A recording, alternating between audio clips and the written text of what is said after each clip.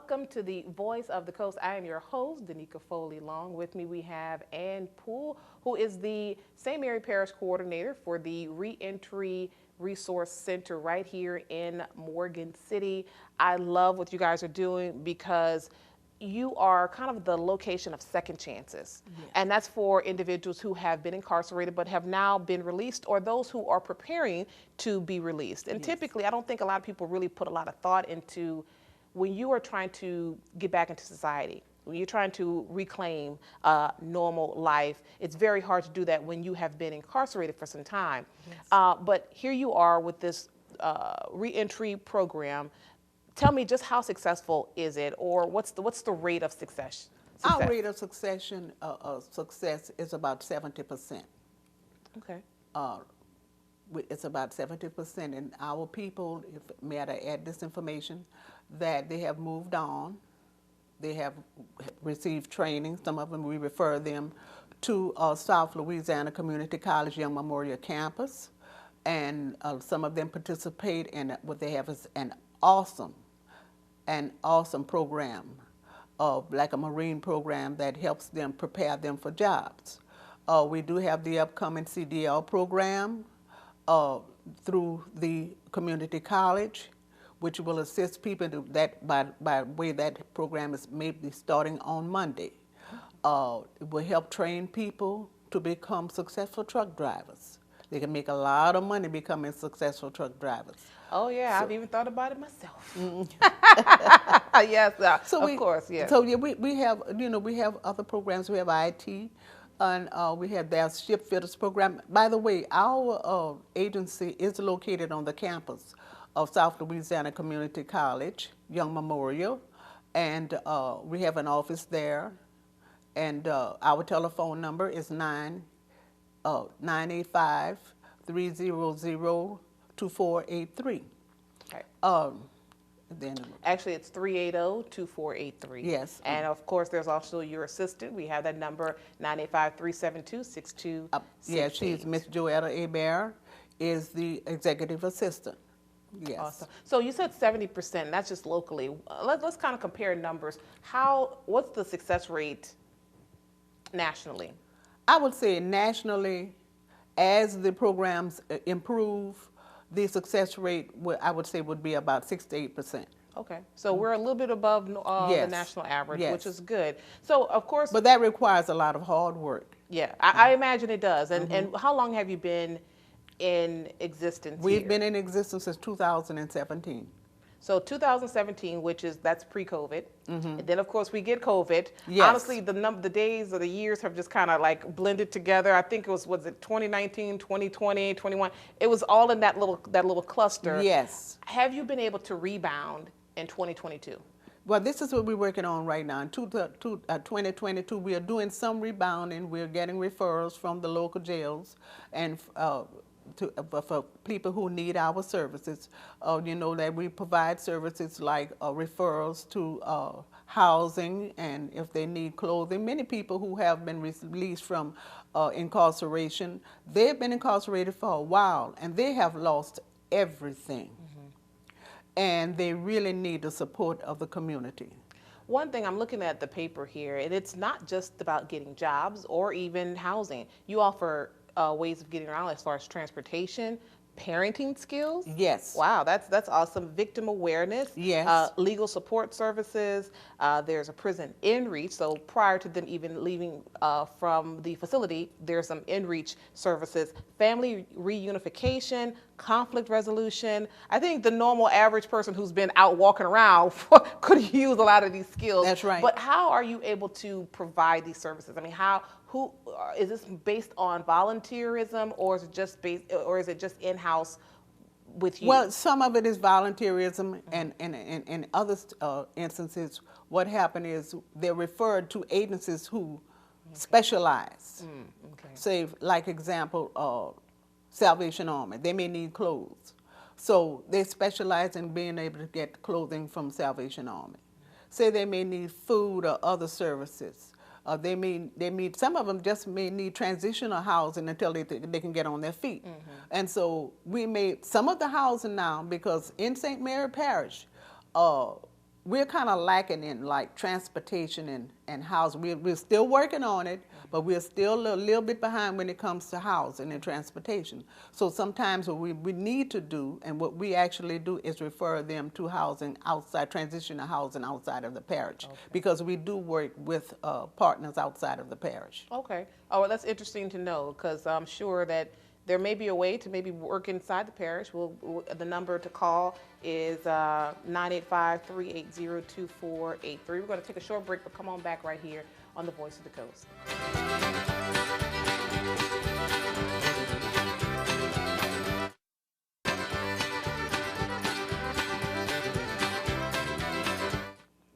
Welcome back to the Voice of the Coast. Again, I'm your host, Danica Foley-Long. With me, we have Ms. Ann Poole, who is the St. Mary Parish Coordinator for the Reentry Resource Center located on the campus of SLCC in Young Memorial right here in Morgan City.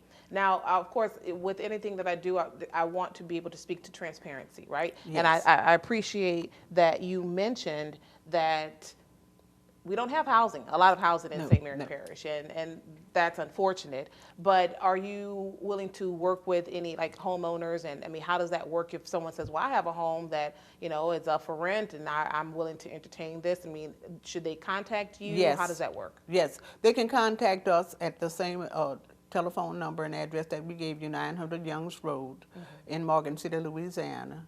And the telephone number is 985-380-2483. Yes, or they can contact our administrative assistant, which is Ms. Joella Hebert. Yes. Now, and then you were able to make those connections. And, yes, we refer them. We will refer them. We find out the need when we do an assessment for that client, because we do an assessment with the client, and we call them the client or we call them the participant. So we don't necessarily just have to use the prisoner, right, that gotcha, term. right. And so because we're trying to help them reintegrate back into society and get a feeling of becoming a new citizen or a returning citizen. So I want to, this really just was remarkable, parenting skills. I mean, I like that. I love the idea of conflict resolution, all these things. So this is done, and we were kind of speaking during the break, just for those who are wondering, we were talking about this. This is done prior to them leaving.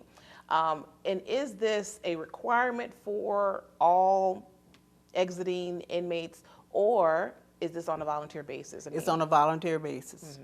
That person completes, matter of fact, but to show that it is voluntary, that person, what they do, they complete what we call an application for the program. And they complete an application for the program, and it lets them know and us know that they're volunteering. So they ask us. They refer to us, they complete an application, we do like a community assessment. The community assessment informs the program what the need of this person, the participant. So, and again, more transparency. If I'm locked up, right, and I'm like, I want to get back into society, but what's in it for me? Granted, rest, you get great parenting skills. You have a likelihood of getting the job, but they get some time off, right, of their sentences? Yes, the incentives. There's an incentive at the jail or at the institution. They have an incentive to participate in these programs, and the incentives is what we call good time. Oh, right. And good time means that their time has been reduced. Okay. So with the 70% success rate, that's not bad. Let's talk about how COVID, as far as what was the impact on COVID on this program? Because I know with everything, even with us, it was very hard to do in-person anything. So I'm assuming with this program, you have to be in person. How did it affect your program? We're still working, trying to re-implement those programs back into the local institutions. COVID played a major impact on a reduction of our services to the local jails. We weren't able to meet in person. Remember the shutdown, the government had the shutdown, and so we weren't able to meet, but we did contact them by telephone. Okay. So we kind of like stayed a little bit afloat during COVID. But right now what we're trying to do, we're trying to get back into full function with the program. And I'm sure that had to have some kind of impact even on the recidivism rate. I mean, Yes, were they yes. kind of going back and forth Yes, yes. to jail It during the was, we time? noticed a little bit, we had a few of them who did return back to jail, probably who would not have returned back to jail because of the COVID. Yeah. Okay. Well, one more time, if you are interested, the number to call is 985-380-2483. Ms. Ann Poole, we definitely appreciate you coming here. As always, you are more than welcome to come anytime. We are going to be back. Just stay tuned right here on The Voice of the Coast. Thank you for having us. You're welcome. All right.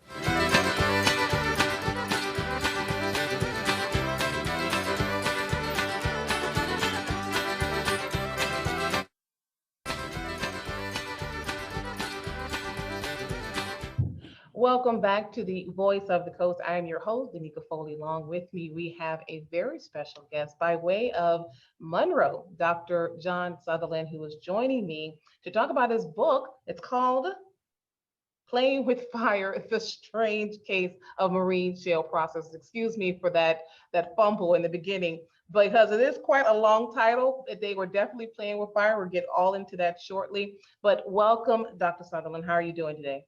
Danica, thank you so much. I appreciate being with you. And certainly as a former New Orleanian like myself, it's always good to see a sister in spirit at least. So thank you so much for having me on today. We thank you very much for being here with us, because you're actually promoting a pretty powerful message through your book. And this was well before my time, before I came to KWBJ. But this is about Marine Shale Processors, which was located in Amelia, which is down the road. We're all one family here in St. Mary Parish. It was kind of a big deal. From what I understand, it was actually one of the biggest stories that we ever covered back in the mid 80s. And it pretty much wasn't just the mid 80s. This kind of lingered on for possibly a couple of decades, or at least maybe one decade. And they're still talking about it. We're in 2022. First and foremost, tell me, how did you come to hear about this, and why were you involved? Well, and I certainly appreciate you giving me the polite nod of being so much older than you by saying this was way before your time. But that was a very polite way of saying, you old professor, you. But No, you're just seasoned. thank you. I'll use that one. I was a young graduate student at the University of New Orleans and working on my PhD in political science. And somehow I managed to take a hazardous waste management class in environmental engineering. And one of our class projects was to travel from New Orleans to Amelia to go see Marine Shale Processors. And at the time, it was not just a state or regional leader. Marine Shale Processors at one point was the world's largest hazardous waste incinerator. Now, they would always say that they were a hazardous waste recycler or reprocessor, but the fact of the matter is they were taking hazardous waste from a lot of Fortune 500 companies, most large government agencies, state and federal, and then they were taking waste from other environmental companies. So this was a company located in a very small town in Amelia that, to be quite fair, if you know the geography of the area, Amelia is basically like an island. It's surrounded by water. It's in a very vulnerable community. At the time in the mid 80s when this was founded, there was very limited state regulations. Even the federal regulations were slow to come about for dealing with hazardous waste. So again, as a young graduate student, I go to this facility. And Danica, you ever talk to somebody and you get the impression that the more they speak, the more that just something doesn't sound quite right? And I was, again, just a young graduate student, very green, very just inexperienced. And their compliance person just kept trying to sell me on the idea that no, this isn't hazardous waste incineration. We are taking all this volume and we're creating what they called this glass-like aggregate, these little black pebbles that would encapsulate the hazardous waste. It was totally safe, non-toxic. And the unfortunate reality was the people that bore the price of this was the public health of people, particularly the young, vulnerable people in and around Amelia, where eventually, when the Centers for Disease Control started looking at this, the neuroblastoma rates were just literally off the charts, off the charts. Now, from what I understand, it was a group of women from this area who kind of were at the helm. From what I understand, they called themselves SLAP, South Louisiana Against Pollution. I thought that was pretty brilliant. SLAP, slap in the face, definitely. And I want to talk more about that. However, we have to take a short break. We got to come back. But I want to definitely get into why are we talking about this? I mean, you're coming into town. We want to definitely promote the fact that you will be here talking more about your book. We don't want to give away too much because I will tell you, this is a very interesting story that has been around for a long time. And again, it's here again. So come on back right here on the Voice of the Coast with yours truly and Dr. John Sutherlin.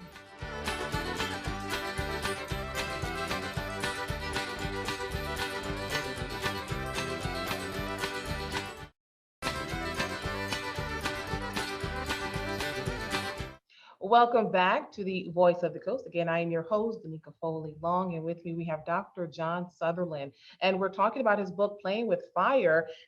This is really interesting because there's a lot we can go into detail talking about the Marine Shale Processors. So I learned a lot about this. It's still something that is, I think, highly researched. You actually put out a book, and you'll be in town to talk about it in detail, and that is going to be at the Frame Shop on Thursday, May 5th from 4 to 7, talking and discussing about this book. And I know that it means a lot to the people in this community because there were at least 6 cases of childhood cancer cases, 6 neuroblastoma cases. I mean, and that affected children. And from what I understand, you tell me if I'm wrong, one of those children may have passed away.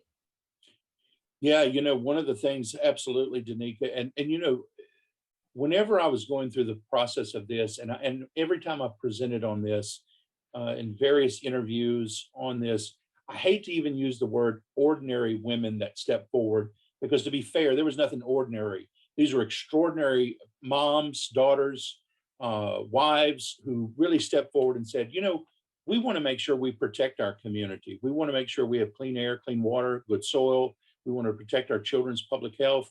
And to be quite fair, whenever I've done environmental consulting, literally all over the world, I often find that it's women who step forward. And I can't explain it. It may be that as men, we get so consumed on our daily work or whatever, and women have the ability, they think differently and about wanting to protect the children, the community.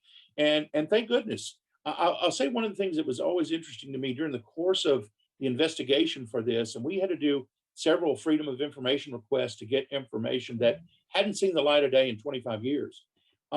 Many of the people still connected to Marine Shale still did not understand the role that these women played in bringing this company to their knees. And to be quite fair, a lot of people say, well, this happened so long ago. Why is this so relevant? And the relevance, Danica, really is this, is that if you have dedicated, passionate people armed with science that are doing the right thing, you can prevail.